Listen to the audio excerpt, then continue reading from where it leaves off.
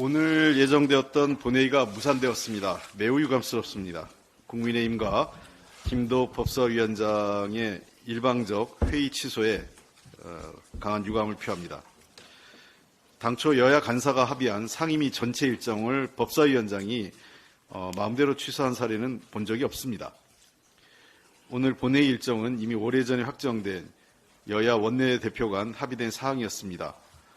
물론 제가 의장님 중재회의에서 양해는 했습니다만 이런 식으로 합의된 약속을 저버리는 것은 바람직하지 않습니다.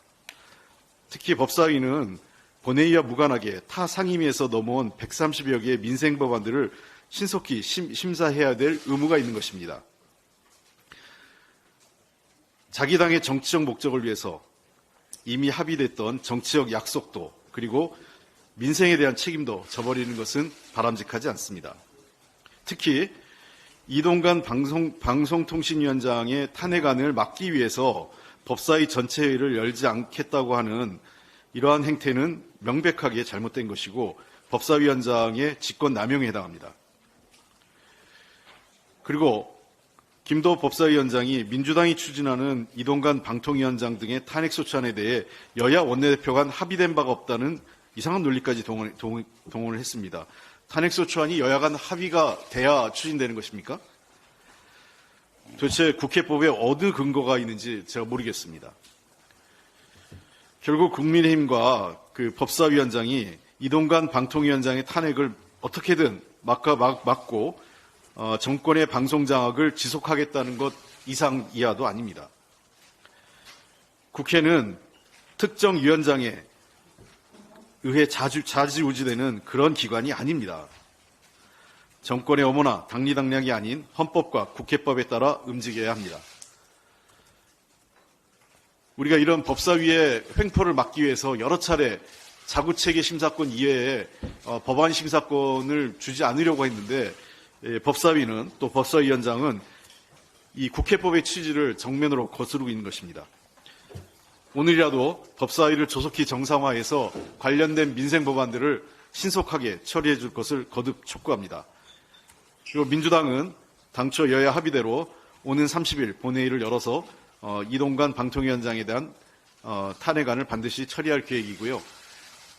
국회의장께서도 이번 23일은 안건이 많지 않기 때문에 열지 않겠다 이런 말씀을 하셨습니다. 당초 헌법재판소장 임명 동의안만 하면 같이 처리하겠다고 하셔서 저는 헌법재판소 임명 동의안 같이 처리할 용의도 있었다고 했는데 안건 자체가 법사위가 파행됨으로써 안건이 한 5건 정도밖에 지금 남아있지 않기 때문에 국회의장께서 그럴 바에는 30일 날 다 함께 처리하자라고 얘기를 했습니다. 그래서 30일에는 기존의 안건 5건 그리고 헌법재판소장 임명동의안을 포함해서 그다음에 법사위가 정상화만 된다면 법사위에서 처리되는 법률안을 모두 일괄해서 오는 30일 날 처리할 예정입니다.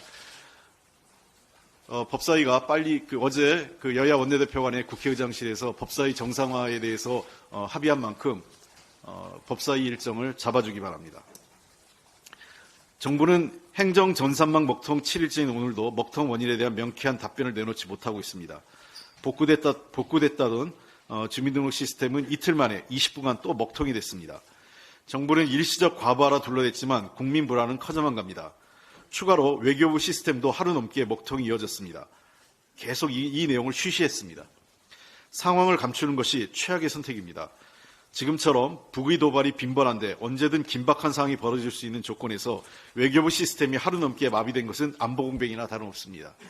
세계 최고의 디지털 플랫폼 정부기관이란 윤석열 정부의 국정과제가 무색합니다. 더 심각한 것은 위기 대응입니다. 대책본부를 구성하고 첫 회의까지 12시간 넘게 걸렸습니다. 위기 대응에도 실패한 것입니다. 행정망 목통 원인은 7일이 지난 오늘까지 오리무중이고 집권당은 또 이전 정부 탓에 중소기업을 폄훼하는 막말로 본질을 호도하고 있습니다. 참으로 한심합니다. 초유의 행정망 먹통 사태로 국민은 불안한데 정부 여당은 사태의 심각성을 전혀 인식하지 못하고 있습니다. 정부의 내각은 고위공직자로서의 본분을 다하기보단 총선에만 관심이 팔려있고 집권 여당은 상임위를 파행시키며 국회를 무력화하고 있습니다. 대통령은 한 달이 멀다 하고 해외 순방을 다니고 있습니다. 그야말로 먹통 정부, 깜깜이 정부입니다. 행정만 먹통보다 더 심각한 것은 제할 일 하지 않는 정부 여당의 먹통 사태입니다. 정부 여당이 해야 할 일은 이전 정부 탓이나 중소기업 폄훼하면 안 됩니다. 국민 불안을 해소하기에 사태의 원인을 제대로 설명하고 시스템의 안정적인 작동 유지를 위한 방안을 즉각 마련해야 합니다. 청년 일 경험 지원 사업은 윤석열 정부의 무능과 무책임이 가장 극명하게 드러난 부실 예산의 대표적 사례입니다. 그냥 쉬는 니트족이 8만 명입니다. 청년 일 경험 지원 사업은 단기성 체험 위주로 실질적 취업률 제고를 기대하기 어려운 사업들의 과도한 예산이 편성된 것입니다. 일자리가 절박한 청년들에게는 그저 희망 고문입니다. 일자리는 체험할 일이 아니라 실제 일할 수 있는 일자리여야 됩니다. 이미 사업 결과로도 증명되고 있습니다. 2023년 8월 말 현재 일경험 지원 사업 중 하나인 인턴형은 목표 인원 7,700명에 30%에도 못 미치는 2,448명만을 모집했습니다. 그런데도 정부는 올해 예산의 3배가 넘는 예산을 편성했습니다. 반면에 청년들이 가장 기대하고 좋아하고 있는 청년 내일 체험 공제는 아예 예산 편성조차 안 했습니다. 정부의 엉터리 청년 예산 민주당이 바로 잡았습니다.